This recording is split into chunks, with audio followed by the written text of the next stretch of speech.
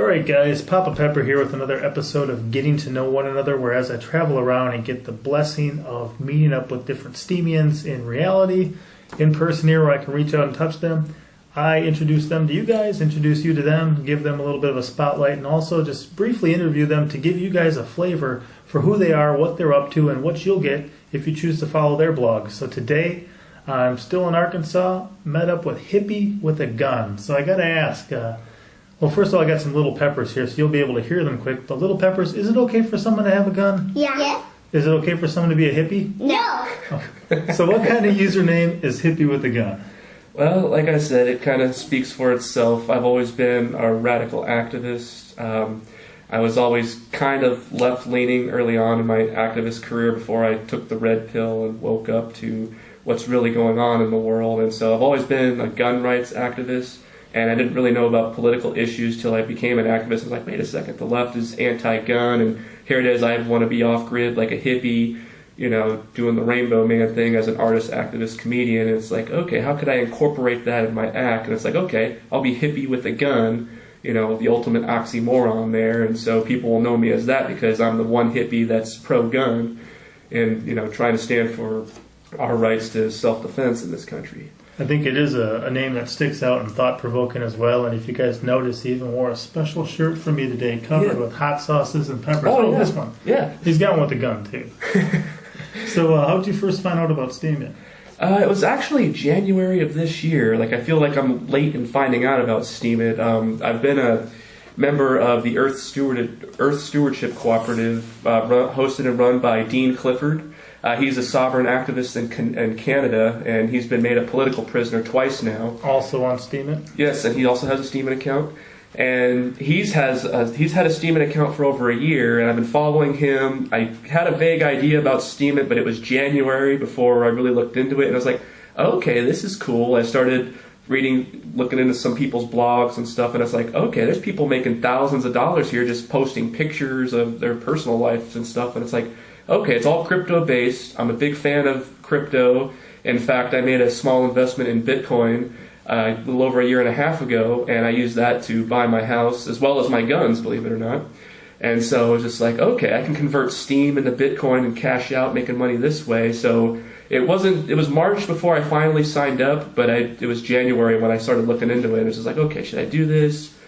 And I was kind of iffy. You know, I talked to my wife about it, and she kind of liked it. It was just like, well, we'll see. By March I made my decision. Like, okay, I signed up, and it took a week to approve me, but I got through. Here I am, and I'm on Steam It now. So you have a background kind of in Facebook, MySpace, YouTube. Can you kind of compare, contrast briefly some of those sites to Steam It? A little bit. Like, there's times I feel like Steam It's like the new MySpace, but only you're making money with your blogs instead of just posting stuff and hoping people read it. It's like now you can actually generate a source of income, and you could reach out to people doing the same thing and help other people generate an amount of income, which is something Facebook and MySpace don't have. Instead, they steal your information and sell it to corporations for a profit, using it against you, selling your privacy away. And Steam It's not like that. Steam It's more like, you got this blockchain technology, and you make the money based on your posts and the quality of your posts as well too. And so the more active you are on there, the more money you can potentially make.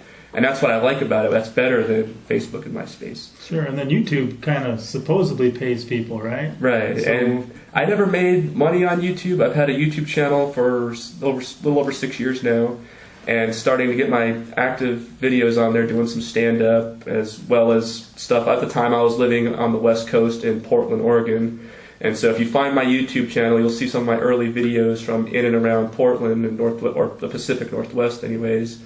And I never made any money, like never had any videos go viral. I've always been so radical of a guy. People are like, oh, this guy's nuts, and people turn away, which is understandable. And unlike Steam It, where I've been the last 3 months, people see me and are like, they cheer me on. Like, there's all kinds of radical people on Steam, and it's like, why wasn't I here sooner? All right, so compare 6 years worth of investment in YouTube for nothing compared to 3 months on Steam It, and you've had something. I mean, yes. So technically, by taking a photo and a proof photo and entering one of my contests for that one reply or comment, you've generated astronomically more off of just winning one of my contests than ever on YouTube. Yes, and I made a blog about that a while back saying it's like I've been here 2 months, I've got more followers now than ever, and I've made more money, which still isn't a lot. I haven't made a lot of money, but it's more than what I've ever made on YouTube. I've never made 1 cent on YouTube. Or Facebook. Or Facebook, yeah. Anything else. And for the record, I will say I haven't had a Facebook page in almost 8 years. I shut that down a long time ago because I knew it was all run and controlled, and it did me more harm than good as a radical activist because people troll you, and it's like I got tired of dealing with that. Sure. And I think one of the interesting things, too, I mean, we're both in Arkansas, obviously, at the moment, but that's where we both live at the moment. But this guy kind of shows up out of nowhere, and people know Papa Pepper for certain things, and all of a sudden you've got some guy, grabbing black rat snakes. All of a sudden he's holding up a mole. So I grab one of my selfies. I'm like, no, hold them up like this so they look better. I mean, show them your finger once quick. Put it in the square in the middle. Right. That's, there you go. Yeah. That, is a... That's a copperhead bite from yesterday morning, and so if you find me on Steemit, I blogged it, and it was Papa Pepper's encouragement, because I didn't have any pictures. It was kind of spur of the moment.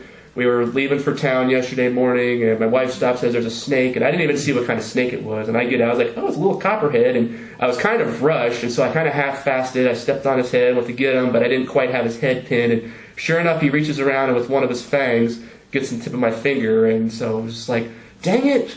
And I at least expected it because I've been catching snakes all my life, and so it was just like that's what happened. I got rushed. I wasn't thinking, and so I just kind of tossed the snake off to the side. I didn't get any pictures, and I wasn't going to report it to anybody. But after chatting with Papa Pepper, he's like, "Go ahead and post it. Use one of my pictures. It's fine." So I did that. So thank you, Papa Pepper. I'll have to check that out when I'm done with this interview. But that's the thing too. I mean, if you get bit by a venomous snake, you might as well at least turn it into a post. That's kind of rare these days. And so I figured I'd take a picture of my finger at least and show you how purple it is and whatnot. And my whole finger did swell up, my hand a little, but after a few hours the swelling went down and it just got red and purple and black and blue where the bite was, and it's just like I didn't lose feeling in my finger. It's like I feel fine. And copperheads are the least venomous too, and so you could easily fight them off if you're tough enough. Right. Yeah. So we're going to wrap this one up, guys. If you want more, he's got comedy, he's got activism, he's trying to homestead, off grid, he's going to have a family soon. Yes. He's getting bit by venomous snakes. He's having fun. He's rainbow. Yes. You're going to have to check him out for more. This is about all I'm going to give you right now. So this is the sneak peek. Here he is. Peek at him. I'll put his link and stuff. Check him out. Again, this is Hippie-Witha-Gun, Rainbow Man on YouTube. Worthwhile. I've enjoyed it. I mean, how many times can Papa Pepper go on Steemit and say, hey, look, somebody else holding up a mole. Hey, look, somebody else, holding up a black rat snake. It happens. Daddy Curbs does it with the Texas rat snakes. But blessing to meet him. Hopefully you guys enjoy him. Check us out. You know where to find us. We'll be getting our steam on. Papa out. Thank you, Papa. As always, I'm Papa Pepper, and I'd like to remind you, don't post for free. If you'd like to be part of a revolution in social media, an economic power to the people where users can actually blog for cryptocurrency, then I'd recommend that you check out steemit.com and join the revolution. Papa out.